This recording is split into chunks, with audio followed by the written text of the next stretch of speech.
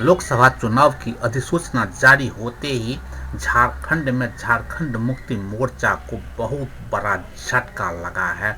झारखंड मुक्ति मोर्चा की बड़ी बहू यानी सीता सोरेन ने अपने पार्टी के सभी पदों से इस्तीफा देने के साथ साथ विधायक की पद से भी इस्तीफा दे दी है।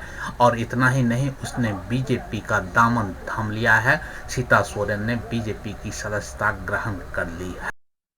भाजपा में शामिल होने के बाद सीता सोरेन ने अपने देवर व पूर्व मुख्यमंत्री हेमंत सोरेन पर मैं निशाना साधते हुए कहा कि कारण तो बहुत सारे हैं, पर मैं पीएम मोदी, अमित शाह और जेपी नड्डा जी को धन्यवाद देता हूं कि उन्होंने अपने विशाल परिवार में मुझे जगह दी है। उन्होंने कहा कि मेरा मकसद तो बहुत बड़ा है, क्योंकि मेरे स्वर्गीय पति के खून से सींची हुई पार्टी में मुझे उचित सम्मान नहीं मिला। उन्होंने कहा कि हमारे पति के खून से सींची हुई इस पार्टी में उनके सपनों का जो झारखंड बनाना था, उसके लिए हम काम करना चाह रहे थे, परंतु हमें वह जगह, वह सम्मान हमें अपनी उन पार्टियों में नहीं मिल पाया जो हमें मिलना चाहिए था, जिससे हम झारखंडियों की सेवा करना चाह रहे थे, जिस कारण आज हमें मजबूरन होकर के अपनी पार्टी से इस्तीफा देना पड़ा। उन्होंने अपने देवर और पूर्व मुख्यमंत्री हेमंत सोरेन पर में निशाना साधते हुए कहा कि झारखंड के लोग पूरी तरह से भ्रष्टाचार से त्रस्त हैं, हर तरफ माफियाओं का राज है। हमें झारखंडियों के लिए काम करना है और हम आगे भी झारखंडियों के लिए काम करते रहेंगे। जैसा कि हम सभी जानते हैं कि श्रीमती सीता सोरेन स्वयं शिबू सोरेन जी की बड़ी बहू हैं, जो आज भारतीय जनता पार्टी की सदस्यता ले ली है। झारखंड में बीजेपी के प्रदेश प्रभारी और राज्यसभा सांसद लक्ष्मीकांत वाजपेयी की उपस्थिति में उन्होंने पार्टी की सदस्यता ली है। सीता सोरेन ने आज कुछ घंटे पहले ही अपनी पारिवारिक पार्टी झारखंड मुक्ति मोर्चा को छोड़ने का ऐलान किया था और उन्होंने विधायक पद से भी इस्तीफा दे दिया था। इसके बाद उन्होंने कुछ ही देर बाद उन्होंने भारतीय जनता पार्टी की सदस्यता ग्रहण कर ली है। दरअसल यह मामला तब से शुरू हुआ जब 31 जनवरी को ईडी ने पूर्व मुख्यमंत्री हेमंत सोरेन को भूमि घोटाले के मामले में गिरफ्तार कर लिया था।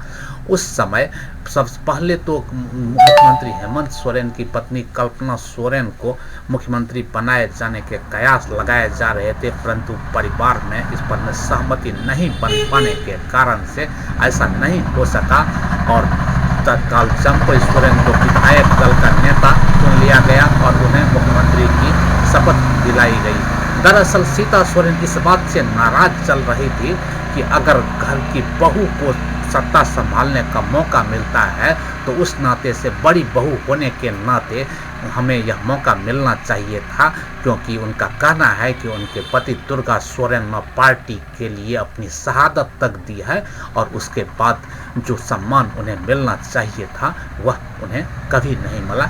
इसलिए आज मजबूरन उन्हें यह पार्टी छोड़ना पड़ा। इतना तो तय है कि शिबू सोरेन की बड़ी बहू सीता सोरेन के पार्टी छोड़ने के बाद से झामुमो को यह बहुत बड़ी नुकसानी हुई है और साथ ही बीजेपी को उतना ही फायदा।